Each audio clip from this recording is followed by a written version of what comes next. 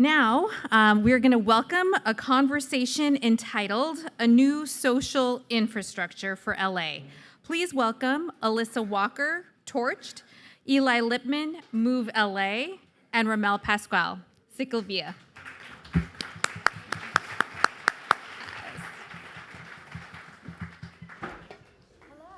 Can you hear me? Hello. Can you hear me? They can hear me. All right. Can they hear you? You can hear me? Yeah, Can you yeah. hear me? All right. We are not going to be talking about car batteries or charging stations or electrification goals. We're going to talk about walking and biking and sidewalks and bus lanes and mode shift and behavior change. Because if you want to achieve that zero emission future, you can't do it without us. You know you can't do it without us. And when Jamal Hill comes back next year for this event, more than 10 of you better be taking Metro Hell yeah. to this venue. Okay, so my name is Alissa Walker. I have a newsletter called Torch to LA. I'm tracking all the legacy improvements in our mega event era. I will welcome the person to our left, Hi. Eli Lipman, use he, they pronouns. I'm the executive director for Move LA. We are most well known for doing big ballot measures, including Measure R&M, $120 billion infrastructure project to build out a world-class transportation system. And I'm also co-founder of the Festival Trail Initiative. Hi, I'm Romel Pascual. I head up an organization called Ciclavia. I'm sure some of you all have attended. So there you go. So, the way I look at it, it's the most joyful Sunday of the year, and we do it 8 times. And we did our last one a couple weeks ago with the launching of Stranger Things. So hopefully you went to that. And it was so successful that Netflix went. No, it had nothing to do with an this. entire company. No. So let's start with our vision. We don't have a lot of time. They gave us a little bit less time actually. So we're going to talk really fast and get through all these big ideas. But we want to start with our visions for 2028 and what can be the big shift. We talked about mode shift, behavior change. What are the big levers that we can pull for 2028? I'll start with you, Eli. Me? Okay. Well, first of all, I hope you all know this, or maybe if you don't, but we are about to open the most transformative project in just a couple of months here in LA. We're going to have a subway, an actual subway to Beverly Hills. It's going to open in literally the next 2 or 3 months, and it's going to go all the way to the west side. So you will be able to travel from downtown LA to the west side faster than you ever can in a car. I say at 3 o'clock with all of the green lights, you could not get there faster, and that's going to be a game changer. But for us, we're really looking at cycling as the biggest unlock. People who cycle daily had 84% lower carbon emissions, and emissions from cycling is 10 times lower than driving an electric vehicle. And so what we're trying to do here in LA is create permanent cycling and active transportation. That means walking, scooting, infrastructure throughout the region. And we're calling it the Festival Trail. And we see it as this 51-mile spine across Los Angeles that goes from the West San Fernando Valley all the way to Long Beach, right? It goes along the LA River. And Metro actually has $433 million of your tax dollars that's sitting there to connect the biggest gap, which is 8 miles between Broadway and Imperial Highway in Southeast LA to the State Historic Park. So if we can do that, if we can fill that gap and fill the rest of the gaps along there, imagine being able to go all the way from Long Beach, West San Fernando Valley without ever having to interact with a car at all. I mean, that's a really transformative idea. And so we're trying to push that along. Romel. So you want to test that? See? I think I can just yell really loud. So your question was, what's the biggest unlock leading up to the Olympics? I had a very similar answer. You think about cycling, but based on the work that we've done, at Ciclavia for the past 15 years, doing 64 events, 350 miles of streets, 72 neighborhoods of the 120 in Los Angeles, 13 cities, and all of those pieces, right? I think if there's a mega event that can unlock the cohesiveness of our region, right? I mean, we're focused on FIFA, the Olympics, as this big mega event that's coming in it's time for the region to come together. And I like to suggest that the region is already together. It doesn't need these big things to unlock what we already have. And so if there's a spotlight that gets put onto it, I think that's great. But I think it's time for us to kind of focus internally and be able to say, look, this is the most diverse region in the world. We have all of these amazing neighborhoods. Let's go ahead and if the unlock is a behavior change to show off, I think that to me will speak volumes to how we present ourselves to the world. And I think what a lot of people don't know about Ciclavia is how much of the outreach that you're doing. Like, think of all these fruits, 15 years of events. They're knocking on every single door and asking all these small businesses and residents, like, what do you want? What do you want your streets to look like not just for this day? How can we support you? How can we make sure your business and restaurant is thriving? And talk a little bit about that engagement and how we are, really getting to know these communities. Yeah, we do a combination of certainly social media technology and old school door knocking. And as Alissa mentioned, a route could be 5 miles to 15 miles, and we knock on every door twice, meaning 2 different weeks, and then another third time to go out and just to ask questions. And what's interesting is sometimes we're the first people to go and knock on small businesses and ask questions of, how are you doing? We're coming here. What can we do? And we represent so many different entities in Los Angeles if you're the first person that knocks on the door, right? They think you're public safety, they think you're the inspector, they think that you're the city, and if you're none of that, they're so open to tell you what they need and what they want and what they wish for, right? In their business or on the street. And doing that also invites folks to be part of this big civic experiment. Yeah. Right? With Ciclavia, we close the streets from 6 a.m. all the way up to 6 p.m. and 100,000 people at a time will go voluntarily to exercise their civic, enjoyment. Because when you're on the street walking, biking, running, scooting, skateboarding, your destination point is not from point A to point B. It's everything in between. And when you see things in between, you get to see the small businesses, the cultural institutions, the amazing new low-income housing project that was constructed too. So many, everything in between. And I do think that door knocking is more than just, please don't be mad at me for not having that one parking space in front of your store, to one that just says, look, we're all in it together, come on out. And the Ciclavia that we had 2 weeks ago, we did a survey. What was your surveys after every one of them? 90% said their businesses doubled that day, doubled. And then I get another call from someone that says, you know what, this is the second busiest day of the entire history of us being in this location. And I said, when was the busiest time? The last time you guys came. And so it's just, once Ciclavia was an experiment. In 2010, it was like, I was deputy mayor at the time. We said yes, and it was with thinking it's just one time, close the streets, won't happen again. We didn't know 15 years later, 64 events later, that it's something you can't not do. And we used to get yelled at because the streets were being closed. Yelled at, literally saying, don't close the streets, to getting yelled at saying you're not closing them far enough. Right. So if there's anything about LA, we always want to do the things that we don't think will work, and it tends to work, and it goes to scale. But how do we pay for it? Actually, you know what? Yeah. No, no, I actually, this is a really, what Romel said about increasing small business activity was a really great point.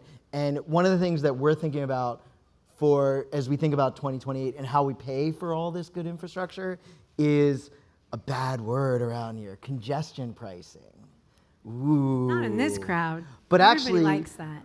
It's fascinating. They did this in New York recently, last year, and the biggest concern, and one of the reasons the governor was opposed to it initially, was because the business community was very concerned about people not coming into Manhattan to spend money. Well, it turns out the exact opposite happened. Mm-hmm. Within the first couple of months, they had something like $1 billion in additional credit card sales in Lower Manhattan when they implemented congestion pricing.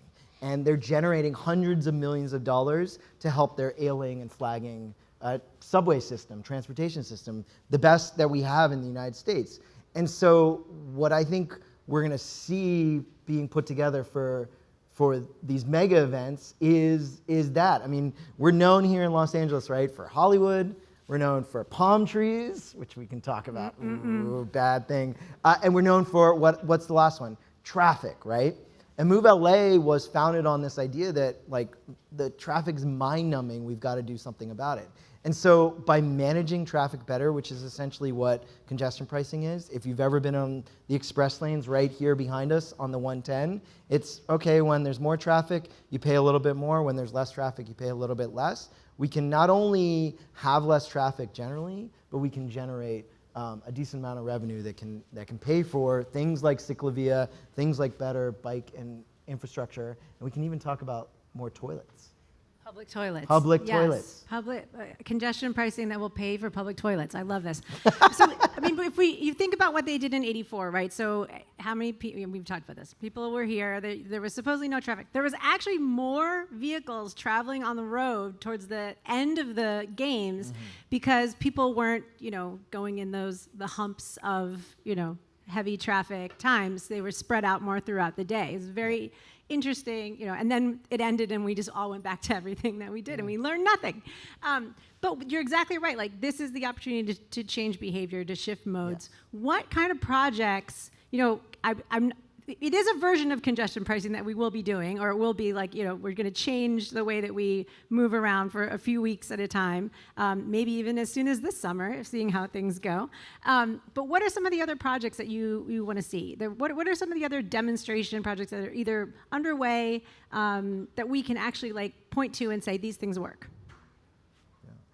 Well, I've always, we've invested so much in public transit with Measure R, Measure M. So all of those are certainly, they've got their rhythm and their calendar.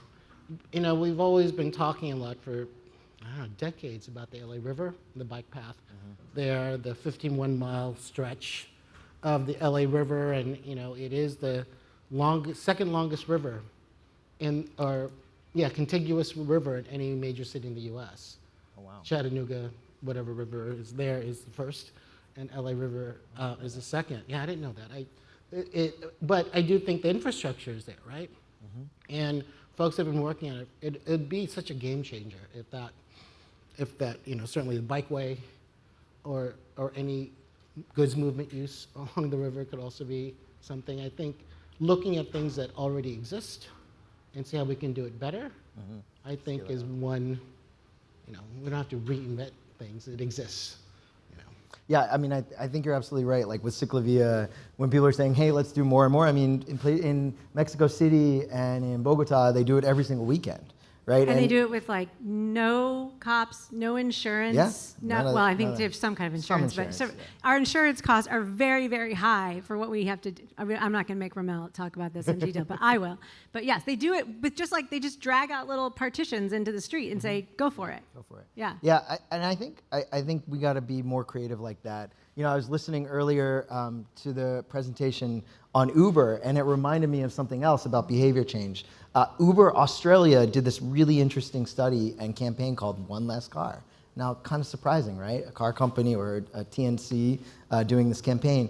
And what they found, they had this slogan, make 4 the norm. And what does that mean? That when you give people at least 4 alternatives to driving, they will reduce their car dependence. 4 is that magic number. Once you have more than 4, and that can be walking, that can be cycling, that could be taking public transit or microtransit, it could be scooting, it could be all kinds of different things. And so that's, I think, what we need to focus on here. I think we have a huge opportunity to demonstrate it literally on the street right behind us. Does anyone know what street's behind us? Figueroa, right? So think about it. Have you ever gone to a sold-out game at Crypto.com or BMO Stadium? What's it like after the game?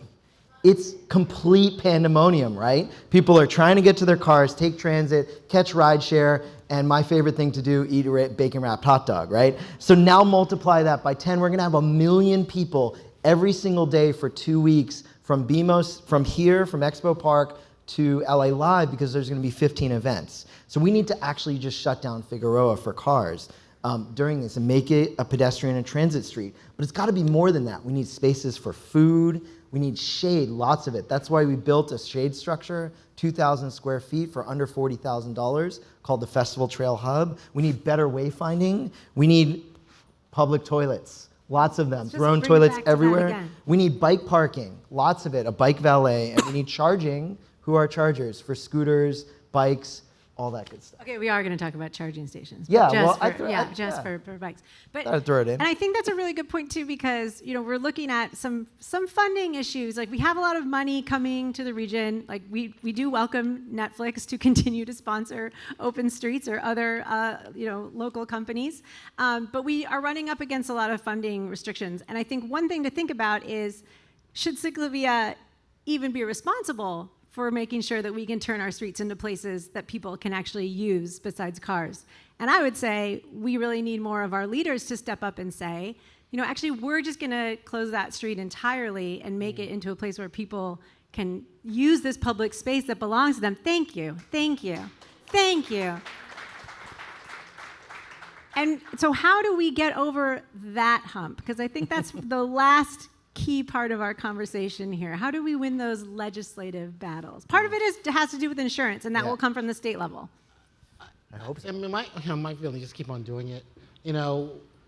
We've been preparing for this moment of so many folks coming in to the LA region, and because we've been doing the work that we do, certainly at the organization that I run, and we see how people interact with streets. We know the rhythms, so we've tested this already, so this is nothing new, right? And so I just want to suggest, it's like, let's lean into we are experts at this, certainly at Open Streets.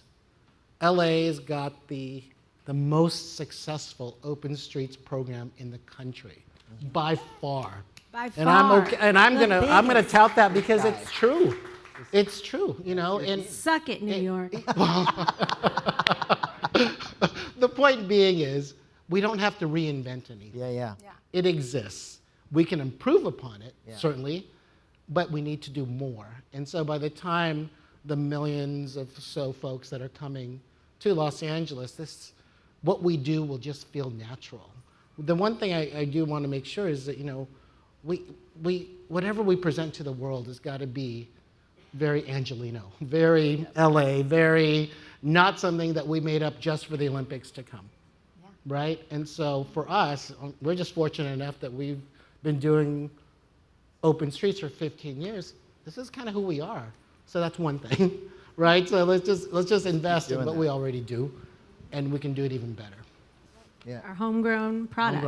Homegrown. I think that's right. I think it needs to be Angelino, like 100%. But if you've ever been, like, you go to, I was in Berlin, and you walk out of the train station and you can get a drink, doner kebab, and your medication, right? Like, all in the train station. You walk out of a metro train station and it's this like sanitized, concretized like platform. And so I think what we need to do a better job of is integrating arts, sustainability, education, and culture throughout all of our public transportation platforms and system. I went to a program called Roots and Routes this weekend at the Rosa Parks station, and they had free food, they had a drum circle, they had art, they had all these great resources out there on the platform. And Metro, it's crazy. I mean, Metro, I was talking with the folks who put it on, it's called Markets by Metro, but it took them almost an entire year to figure out the contracting, risk management, security, and other challenges for just Metro internally to literally activate its own space. So they figured that out, and now they're going to do it every quarter. But we just need to accelerate that and open up public spaces and use it for the incredible arts we have here. Looking at my board member, Alan Marks in the front, board member at Colburn School, the best arts. Well, let's talk about New York, but we've got the best music program here in LA. Let's get them out in the community to these transit stations and activate them. That's the way we get people to ride transit and ride more active transit is they just want to be in those places because they're fun and exciting. Just own it. You look at the past 4 Olympics, right? You have Paris, very transit, friendly, but also Yep. has open streets. You have Tokyo, transit friendly. I think they have open streets. Rio, certainly, Yep. and London before that. So we have all of those in common. I feel like I don't want us to go into the Olympics trying to invent something that we are not. That's right. Lean into what we are. We have a fairly good transit system. I mean, folks just have to use it. It exists. And, we have what we have that I think a lot of the other Olympic cities probably do have, but not as much as us, is we are already international. We have all of the, the cultures, the languages are all, around the world are here in Los Angeles. So I'm excited to welcome so many folks to this city that we love, into the city that, we want to show off. We're ready to show it off. We're blinking red, but Yeah. we're supposed to ask a rapid fire closing question. Let's do it. Just do it real quick. What is your vision for 2028, and what are you doing to get us there? Awesome. Yeah. Public We- bathrooms. Yeah, just lots of them. If you've never used a throne bathroom, it's the weirdest thing to say. pretty great. It's friggin' awesome. They're all touchless. So clean. Yeah, super clean. Go and check out Throne. There's a bunch around the city now, or around the whole region. I think we need we're committed to an open source approach to activation, which means really leaning into what is Los Angeles and not just making it kind of cookie cutter or what the Hollywood sort of vision is of Los Angeles, but just authentically Los Angeles. And I think that's important. I know we got some Hollywood folks in here, so I hope they weren't offended by that. And then we're gonna focus with the Festival Trail and Move LA. We just wanna see, I wanna see us double. We have the second highest ridership right now in the country, 1 million riders. Suck it, Chicago. Yeah, per day. But in a decade, I think we can reach 2 million riders today. And that's what we're fighting for, and that's our big goal. And we're gonna focus for 2028 on a downtown LA loop strategy to connect the big cultural institutions. You always call it the heart of LA, so we like using that because it really is the heart of LA. But how do we create permanent routes Heart where of people... LA every Sunday. Every Sunday. Every Sunday. Or even just every day, Grand Every Avenue day. should be completely shut down to traffic. I agree with On the that. upper section. Yes. So In honor of Frank Gehry. In honor, exactly. He It would was want. his He thing. would have He would have wanted wanted us to it. do Romel, what are you going to do? We're going to keep on talking to people. We lean into what we do well, which is have the conversation with the businesses, with the churches, with the residents, in the city, and make them open to streets being closed, but also getting the economic benefit associated with it. So we're going to do what we do well. That's great. Which is talk to folks. Perfect. And I will be looking at all your commitments and watching you very closely. Thank you. Bye.